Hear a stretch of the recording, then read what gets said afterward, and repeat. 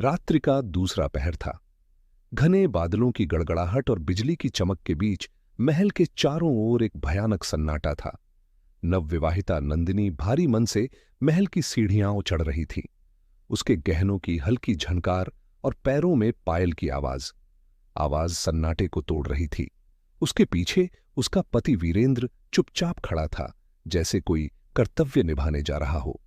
नंदिनी ने आखिरी बार वीरेंद्र की आंखों में देखते हुए उसकी ओर देखा। आंसू थे, लेकिन वीरेंद्र की आंखें ठंडी थीं, जैसे उसने अपनी भावनाओं को दबा दिया हो कहीं। दोस्तों, आप हमें हमारी मेहनत का फल सिर्फ एक क्लिक में दे सकते हैं। हमारे चैनल को सब्सक्राइब करें, लाइक करें और अगर अच्छा लगे तो एक छोटा सा कमेंट भी करें। हम आपसे पैसे नहीं मांग रहे हैं, हमें बस आपका थोड़ा समय और समर्थन चाहिए। हमारे प्रत्येक वीडियो को बनाने, शोध करने, लिखने, संपादित करने और फिर उसे आपके सामने प्रस्तुत करने में कई घंटे लगते हैं और आपको यह सब देखने में केवल कुछ मिनट लगते हैं। तो क्या हुआ? आप सेकंडों की बात नहीं है। आपकी सदस्यता और टिप्पणियां हमें बताती हैं कि हमारी कड़ी मेहनत सफल हो रही है। यह हमें और भी बेहतर सामग्री बनाने के लिए प्रेरित करता है। तो इंतजार मत करो, अब सदस्यता लें। वह जानता था कि उसकी पत्नी उस रात राजा समर प्रताप की हत्या करने वाली है। में जाना एक शाही परंपरा थी। कक्ष, राजा के साथ पहली रात, इसे समाज ने सम्मान का प्रतीक बना दिया था, लेकिन नंदिनी के लिए यह उसका सबसे बड़ा अपमान था। दरवाजे पर पहुंचते ही नंदिनी रुक गई, उसके हाथ कांपने लगे। वीरेंद्र ने धीरे से कहा, यह एक परंपरा है नंदिनी, हमारा परिवार पीढ़ियों से इसका पालन करता आ रहा है। यह राजा का अधिकार और हमारा कर्तव्य है। नंदिनी ने कोई जवाब नहीं दिया।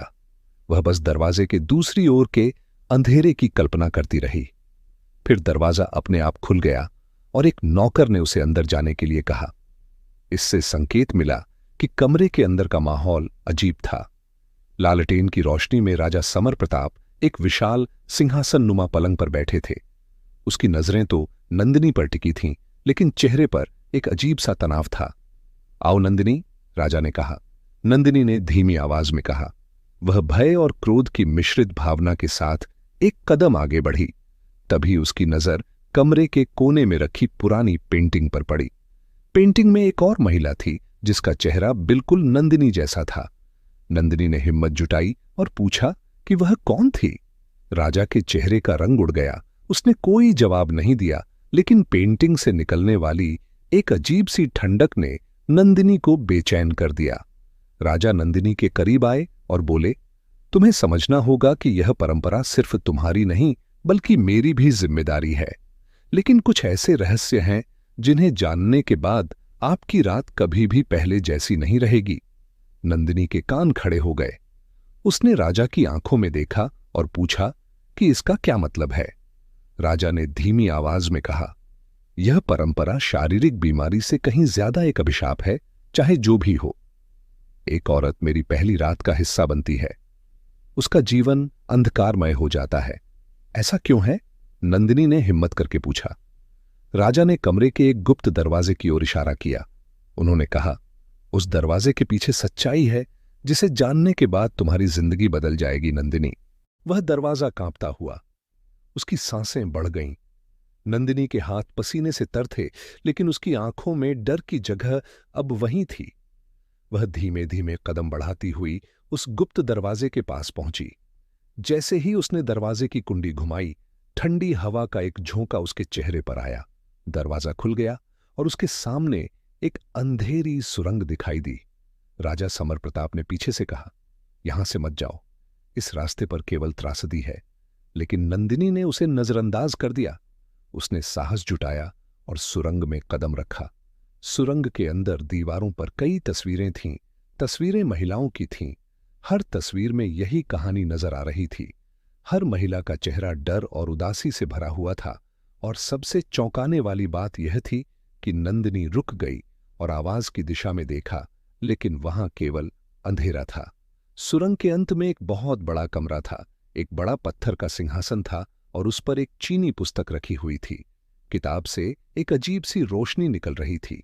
जैसे ही नंदिनी ने किताब को हाथ लगाया, अचानक कमरे में तेज रोशनी फैल गई और फिर गूंजती आवाज बोली, यह राजा, यह समर प्रताप का श्राप है। यह श्राप उसे पूर्व जन्म की गलती के कारण मिला था। हर पहली रात राजा के साथ समय बिताने वाली महिला इस श्राप की भागी बनती है। नंदिनी के रोंगटे खड़े हो गए। वह घबरा गई और उसने इस श्राप के बारे में पूछा। आवाज किसने दी और क्यों दी? समर प्रताप के पूर्वज ने अपनी शक्ति के बीच एक स्त्री को धोखे से अपने पास रखा। उसने उसे धोखा दिया और उसकी आत्मा ने उसे श्राप दिया कि हर पीढ़ी में राजा की पहली रात एक त्रासदी बन जाएगी, जो भी स्त्री वह करेगी। इस परंपरा और संकल्प का हिस्सा बने उसकी खुशी, सपने और आत्मा को खो दो। यह सब सुनने के बाद नंदिनी ने वापस लौटने का फैसला किया। वह बाहर भागी, लेकिन जैसे ही वह कमरे से बाहर निकली तो देखा कि वीरेंद्र सुरंग के दरवाजे पर खड़ा है। उसकी आंखों में भय और ग्लानि थी। तुम यहां क्यों हो? नंदिनी ने चिल्लाकर पूछा। वीरेंद्र ने धीमे स्वर में कहा, नंदिनी, मैं भी इस श्राप के अधीन हूं। मैंने तुमसे विवाह इसलिए किया क्योंकि राजा एक नवविवाहित पुत्रवधू चाहते थे। मैं जानता था कि तुम्हें यह सब सहना पड़ेगा। नंदिनी का गुस्सा और दर्द उसकी आंखों में झलक गया। तो तुम्हें पता चल गया। वीरेंद्र ने कहा, तुमने मुझे बचाने की कोशिश क्यों नहीं की? क्योंकि अगर मैंने विरोध किया होता तो मेरा पूरा परिवार इस अभिशाप का शिकार हो जाता। उसी समय राजा समर प्रताप भी वहां आ पहुंचे। उसकी आंखों में गहरी उदासी थी।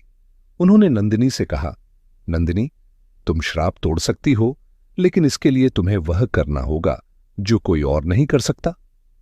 नंदिनी ने पूछा कि राजा ने क्या उत्तर दिया?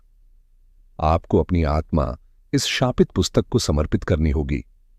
यह श्राप आपकी आत्मा को तो मुक्त नहीं होने देगा, लेकिन बाकी सभी महिलाओं को इस त्रासदी से बचा लेगा।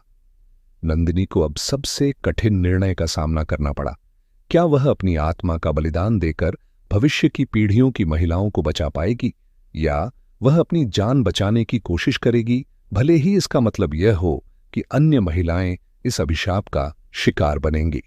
नंदिनी ने राजा समर प्रताप की बात सुनी और एक पल के लिए गहरी सांस ली। उसके अंदर दर्द, गुस्से और निराशा का सागर उमड़ रहा था। उसकी आंखों में आंसू थे, लेकिन चेहरे पर दृढ़ संकल्प था। उसने धीरे से कहा, मैं इस अभिशाप को खत्म कर दूंगा। अगर मेरी आत्मा अन्य महिलाओं की जान बचा सकती है तो मैं इसे स्वीकार करूंगा, लेकिन एक शर्त है। राजा को आश्चर्य हुआ और पूछा, कैसी शर्त? नंदिनी ने कहा, मैं चाहती हूं कि यह प्रथा हमेशा के लिए खत्म हो जाए। इस परंपरा को, इस अमानवीय प्रथा को जड़ से खत्म करना चाहिए। मैं एक वादा चाहती हूं कि मेरे बाद कोई भी महिला इस त्रासदी का शिकार नहीं होगी। राजा ने कृतज्ञतापूर्वक सिर झुका लिया। मैं वादा करता हूं कि आज से यह परंपरा उस गुप्त कक्ष में समाप्त हो जाएगी। नंदिनी, वह प्राचीन पुस्तक के पास पहुंची, अपनी आंखें बंद कर लीं और मन ही मन अपने जीवन के हर उस पल को याद करने लगी जिसे वह नहीं जी सकी थी। उन्होंने अपनी आत्मा समर्पित करते हुए कहा, यह उन सभी महिलाओं के लिए मेरा बलिदान है जिन्होंने अपनी इच्छाओं का बलिदान दिया है। मैं चाहता हूं कि हर कोई अपनी जिंदगी का फैसला खुद करने में सक्षम हो। जैसे ही नंदिनी ने किताब को छुआ, पूरे कमरे में तेज रोशनी भर गई। रोशनी इतनी तेज थी कि राजा और वीरेंद्र को अपनी आंखें बंद करने पर मजबूर होना पड़ा। कुछ ही क्षणों में वह किताब झलकर राख हो गई और नंदिनी जमीन पर गिर पड़ी। उसकी आत्मा में एक आखिरी गूंज छूट गई, कमरा, यह अभिशाप अब खत्म हो गया है। अब कोई भी महिला इसे सहन नहीं करेगी। किताब के जलने से कमरे के अंदर की सारी त्रासदी मिट गई। वह अंधेरा, वह डरावना माहौल और वह गूंजती आवाजें सब खत्म हो गई हैं। राजा समर प्रताप ने गहरी सांस लेकर कहा, नंदिनी ने वह कर दिखाया जो मैं कभी नहीं कर सका। उसने न केवल श्राप तोड़ा। वीरेंद्र की आंखों में पश्चाताप के आंसू थे और वह फर्श पर गिर पड़ा और बोला, मैंने नंदिनी को इस त्रासदी में धकेल दिया। मैं उसे कभी माफ नहीं कर पाऊंगा, लेकिन अब मैं हमेशा उसका नाम सम्मान के साथ लूंगा। राजमहल में घोषणा की गई। कहा गया कि पहली रात की परंपरा हमेशा के लिए खत्म हो गई है। राजा ने इस प्रथा को खत्म करने का आदेश दिया और हर महिला को उसके अधिकारों के प्रति जागरूक करने का संकल्प लिया। नंदिनी की कहानी पूरे राज्य में फैल गई। वह एक मिसाल बन गई। साहस, त्याग और न्याय की धनी महिला नंदिनी भले ही इस दुनिया को छोड़कर चली गईं, लेकिन उनकी आत्मा हर उस महिला के दिल में जिंदा है जिसने अन्याय के खिलाफ आवाज उठाई है। उनका बलिदान न केवल एक अभिशाप को समाप्त करने के लिए था, बल्कि यह दिखाने के लिए भी था कि मानवता से बड़ा कोई अधिकार या परंपरा नहीं हो सकती। यह अंत कहानी को न केवल भावनात्मक रूप से बल्कि सामाजिक रूप से भी प्रेरक बनाता है, जिसमें एक गहरी सीख छिपी है।